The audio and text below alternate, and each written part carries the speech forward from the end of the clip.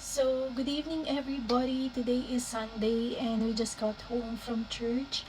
Now, it is currently 9:45 p.m. and tayo ay maghihilamos na, and I just want to show you guys yung aking nighttime skincare routine because lately I've been loving my skin. Sobrang glowing niya. Ang self-proclaimed, charis, hindi. Ang ganda talaga ng skin ko lately and I am so in love with it, charis. So, might as well i-share ko sa inyo yung aking mga pinagagamit lately at kung bakit ganito ang ating skin. Tanggalin muna natin yung earrings ko. So, yan. First things first, I'm going to remove my mop-up or yung dirt sa face ko using this Garnier Micellar Water. Ito, kung nanonood na kayo ng mga past videos ko dati pa, pati sa vlogs sa YouTube, makikita nyo yan. Siguro gamit ko na to, ang tagal na, 3 to 4 years ago. Ito na talaga yung gamit ko. I did try the different variants, pink, yellow, yung may oil. Pero dito talaga ako nagtatagal and mas panatag yung loob ko pag ito yung gamit ko. Basta guys, pag lumabas ako ng bahay kauwi, before ako naghihilamos, I always use this. Kahit hindi ako nag-makeup, ito talaga yung gamit ko. Parang ito na rin yung nagsisilbing pang double cleanse mga sis. Kasi madalang lang ako mag-makeup. Tulad ngayon, hindi ako nag-foundation. Ang ginamit ko lang is blush on and kilay. And as you can see, ayan, ganyan lang siya.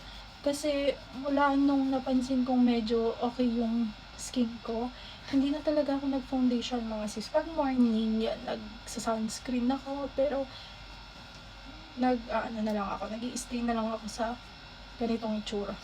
Ganitong itsura. Ayan. So, after nyan, tayo maghihilamos na and I'll be back. By the way guys, share ko na din sa inyo yung ginagamit kong soap sa aking face. This is the Beauty Love Kojic soap. Ayan, as you can see, ang dami ko. Tapos meron pa ako sa banyo. Takot maubusan. Pero yan talaga, na-discover ko yan since 2021, pandemic yon. Takot na takot ako mag-try ng mga Kojic soap, rejuvenating soap. Kasi nga, very sensitive yung skin ko. Pero that time, namumblema na ako kasi dumadami yung pimples ko. Then, may isa akong katrabaho na nirecommend yan. Pero, alam niyo yun guys, hindi ko pa rin siya binibili kasi nga natatakot ako. Not until nagkaroon na ako ng COVID and nag-quarantine ako for 2 weeks. Tapos sabi ko, yun na siguro yung right time para gumamit ng ganyan, ng Kojic soap. Para at least kahit papaano, naka-quarantine ako, walang makakakita kung effective ba sa akin o hindi. Kung hindi man mag-work, kung lalong magkaroon ako ng maraming pimples. Fortunately mga sis, sobrang nahiyang ko siya. Sobrang dali na lang natuyo ng pimples ko sa kanya. Tapos every time na nagkaka-pimples ako, ang dali niyang matuyo.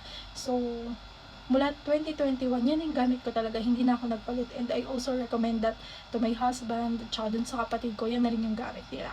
Yun lang. Babalik na ako. So, yan. Tapos na tayong maghilamos mga sis.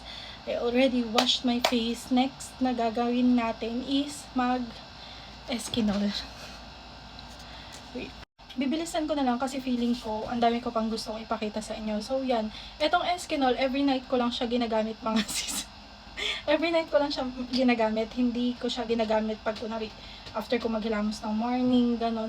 Alam nyo, siguro sensitive din yung skin ko. Sobrang takot talaga ako gumamit ng mga bagong products talaga na hindi ko pa na-try at hindi ko alam kung mahihiyang ko, ganon. So, nung nagkakaroon ulit ako ng mga pimples, dati kasi during college days, ang dami ko din pimples nun and nakatulong talaga sa akin sa pagpapatuyo ng pimples was Eskinol. Kaya sabi ko na nagkakaroon na ulit ako ng pimples lately, balik na lang ako sa Eskinol kasi yun nga yung humiyang sa akin. And yun nga, takot talaga akong gumamit ng mga products na, hindi ko pa na-try.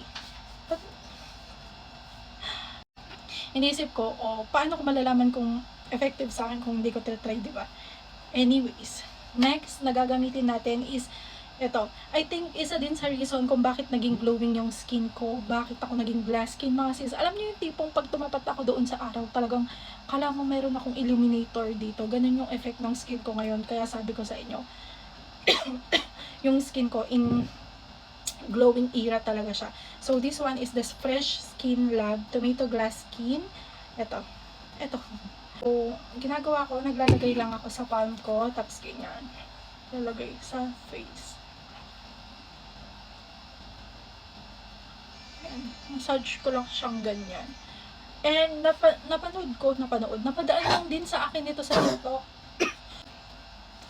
Napadaan lang din sa akin to sa TikTok. Tapos nung trinay ko siya, sobrang nagustuhan ko din siya. Kaya, girls, dire-diretso na din yung paggamit ko nito. Very effective din sa akin to. Ito din yung reason kung bakit naging glowing talaga yung skin natin, mga sis. Tapos, wait. Papatuyuin ko lang yung nilagay nating toner, yung Fresh Skin Lab na Tomato Glass Skin Varu. Then, proceed tayo sa next nating ilalagay. Wait lang. Make sure, mga sisi ko, na before kayo maglagay ng another product sa skin nyo, make sure nyo na tuyo na at na-absorb na talaga ng skin nyo yung una nyong nilagay. So, next na gagamitin natin is itong Lux Organics na aloe vera soothing gel. Ito yung ginagamit ko moisturizer. So, yun, toner, then moisturizer tayo. Ito, sobrang tagal ko na din itong ginagamit. OG talaga to, mga sis. Parang, yun nga, 2021 din siguro ites. Ginagamit ko na. Basta ang tagal na. And as you can see, wala na talagang laman. Hinanap-nap ko na lang siya, mga sezwa. And, gamit yun to ng asawa ko. Tsaka nagustuhan niya. Kasi ito, mga sis, fast absorbing talaga siya. And usually, ito na din yung ginagawa kong primer. Yun. Ito, ginagamit ko to morning tsaka night. Yung Fresh Skin Lab na Tomato Glass Skin Churrot, every night ko naman siya nilalagay. So, yan. Marami pa kaming ganito sa ref kasi nga, dalawa kami ng asawa kong gumagamit yan. Siguro meron pang 4 na ganyan sa ref. Yun, nire-ref namin bago namin gamitin para at least medyo malamig-lamig siya sa mukha.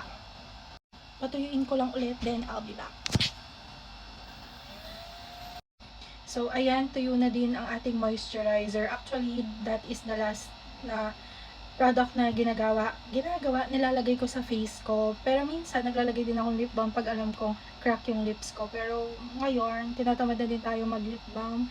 Hayaan na natin siya. So, ang last na ginagawa ko or nadagdag sa aking nighttime routine na masasabi kong naging maganda din yung effect sa akin is ito, mga sizoa. Ito siya. Ito yung New Moon na Soft Glow and yung Formo Balance. Ito, tinitake ko to every night before ako mag-sleep. Pero pag alam kong pag night shift ako sa work, kadating ko ng umaga, maliligo, tas iinom nito bago ako matulog. Basta before ako matulog, doon ko siya iniinom. And pinagsasabay ko na sila, mga sis, kasi takot akong may makaligtaan sa kanilang dalawa. Pwede itong sabay. Tapos, yung iba kasi, ang recommended dito is twice daily. Pero ako, kahit once a day na lang, mga sis, iniinom ko siya. So, this is 60 capsules per 60 capsules. 60 capsules per tub per ganito. And I think ito also,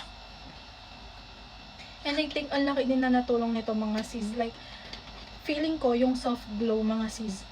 Pansin ko, pag naman ko yan, ang sarap din ng tulog ko. Kaya before ako matulog, doon ako nagtitake niyan. Yun siguro yung side effect kung bakit parang well-rested yung mukha mo pagkagising mo. Dahil, I think, yun ang kanyang effect.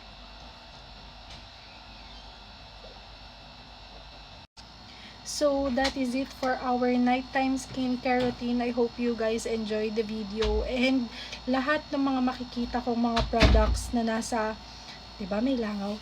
Lahat ng makikita kong products na nasa ating TikTok shop ay ililink ko sa ating yellow basket. If you are interested and gusto nyo rin ma-try ang aking mga skincare products, click the so yun, try nyo na lang i-check sa ating yellow basket. So this is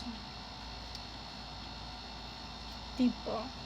Ay, good night. Oh, kwento mo na ay. So tinan nyo guys, ito yung sa lighting. Tapos tinan nyo kung gaano, ano yun? Tipo.